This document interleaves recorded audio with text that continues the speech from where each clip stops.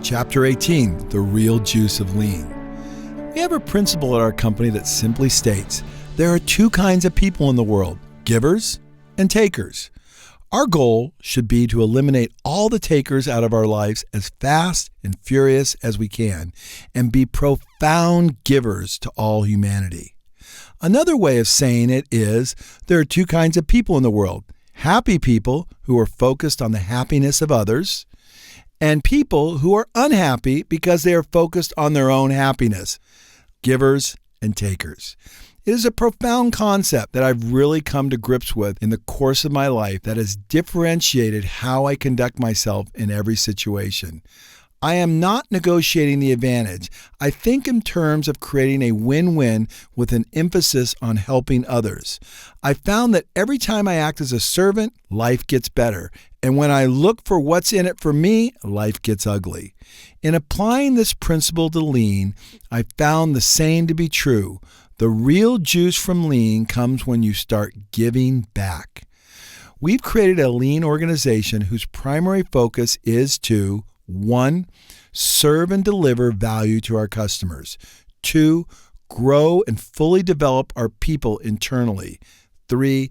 Give back to our community and strengthen the business environment.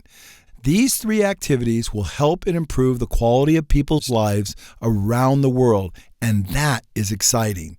At FastCap, our lean activity has not been done for profit. In large measure, we give away the preponderance of the books that we print. We give away the audio files regularly. We give away the digital files regularly. We provide tours to our facilities at no charge, but at great expense to our company's time and resources. In doing so, our people are elevated, and we are elevating the lives of others. Our people feel as though they're making a contribution. They feel positive about themselves and about their ability to make a difference. We are creating an environment where people are operating at a higher level than traditionally would be expected in an organization. We have made our company all about giving and giving back. When an organization sets out to incorporate or build a lean culture, it is a great undertaking, and that undertaking will be amplified when the company begins to teach, train, and facilitate lean practices outside of their organization. That is when we first experienced the real juice of lean. Approximately 6 or 7 years ago, we began to let people tour our crummy little facility that had flaws from top to bottom.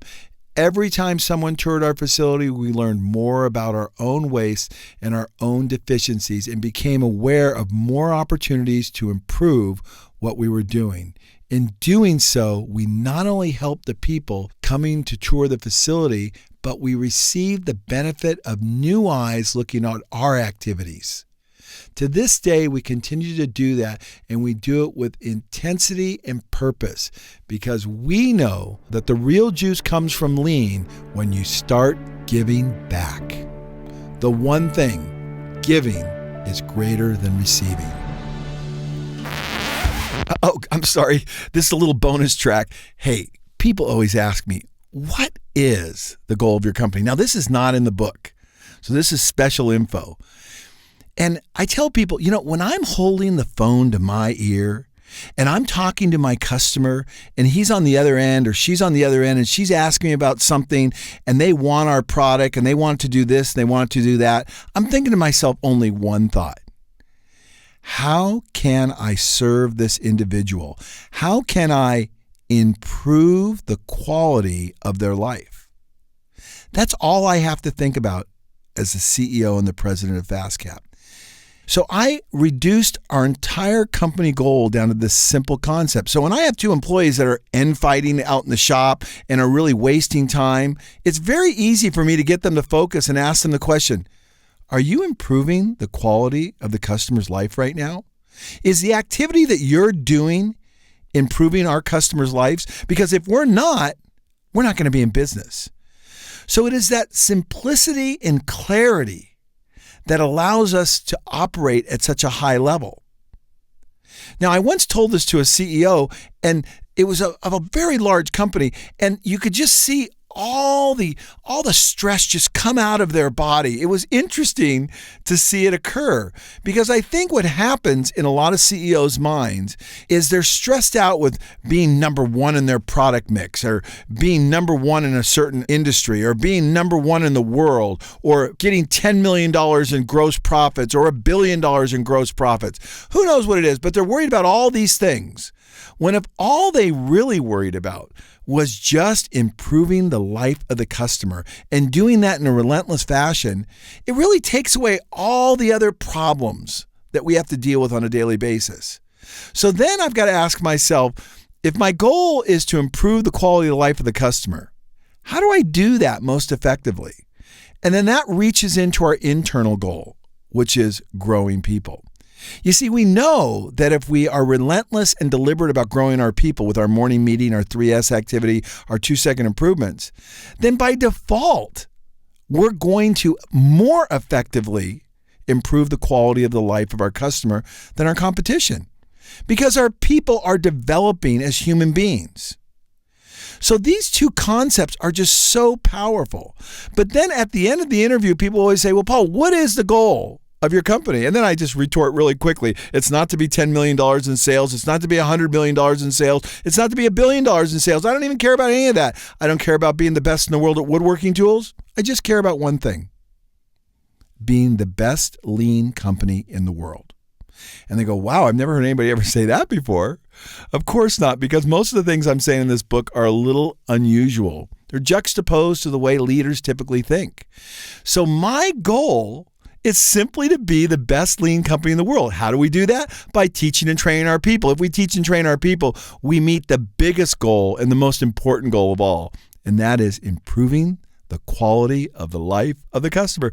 It's all so simple, and it all brings such enormous clarity both to myself, to my team members, and everybody I do business with. They get it. They know where I'm coming from. So let me reduce a 3-minute talk down to one simple concept. I don't see dollar signs when I see my customer. All I see is how I can help them. The dollars are a byproduct of doing an exceptional job of helping the customer. That is a huge deal. And you know what? My customers feel that when they deal with me. They know it's not about the money. It's about me helping them. And you know what? That reduces an awful lot of waste. There's not a lot of jockeying for position or negotiating the advantage, because they know in my heart of hearts, I am here to help them. And if I do a great job of that, they're going to want to pay me. They're going to want to entrust me with their dollars to deliver a service or a product to them. That's all I'm doing. So there you go, a bonus track just for the people listening to the audiobook. That's the advantage. Sometimes I can go off on little tangents, and you got one. The one thing, giving is greater than receiving. Hello, I am Thomas Marquier, and I am plant manager for Vallourec Tubeloy. I have been in the oil and gas industry for the past 13 years, and I completely missed the true essence of lean, and still we started to practice 2-second lean 18 months ago. Lean is about growing your people. It is about giving your team the knowledge, the time, and the tools to eliminate waste through the accumulation of daily small improvements. Our team is the reason why we were so successful in implementing a lean culture. We have a team of givers who are just waiting for the management to be engaged and to give them the respect and the opportunity to unleash their potential. But don't get me wrong, nothing is black or white, and we had few takers in our organization.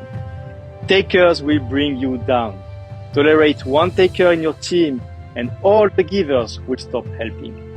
There are many reasons why team members could be takers in the workplace. The accumulation of frustration is one of them. So give them the respect they deserve, trust them, and give them a chance to change. But takers cannot hide in a lean organization. So if they prove to be a taker, have the courage to say no and chop them off your life. Remember, the real juice of lean comes when you start giving. Success is not about winning a competition. It is all about contribution. And the most meaningful way to succeed is to help others to succeed. The one thing, giving is greater than receiving.